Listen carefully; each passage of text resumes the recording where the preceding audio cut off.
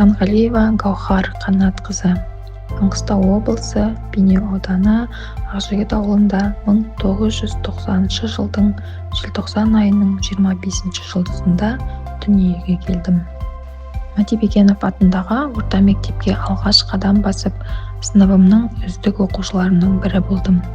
Мектеп қабырғасында оқып жүріп, ұстаз болуды армандадым. Ұстаздық жолға қызығушылығымды оятқан өзімнің алғашқы ұстазым Самал апайым. Ұстазымның сол кездегі үйреткен әрбір ілімі сол қалпында жадымда. Алғашқы ұстазымның жолын қуып, Шымкент қаласындағы Шымкент университетіне бастауыш сынып мамандығына оқуға түстім.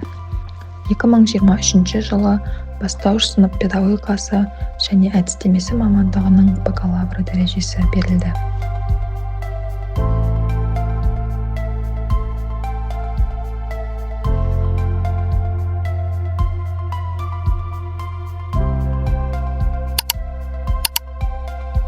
жылы тамыз айында Жұмағали Қалтығараев атындағы жалпы білім беретін мектеп коммуналдық мемлекеттік мекемесіне жұмысқа қабылдауға өтінішімді білдірдім.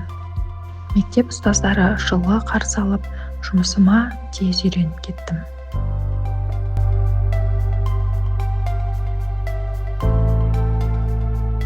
Мектеп басшысы Мақсымбаев Күмісбек Жаңбырханұлына өтінішімді қабылдағанына алғысымды білдіремін.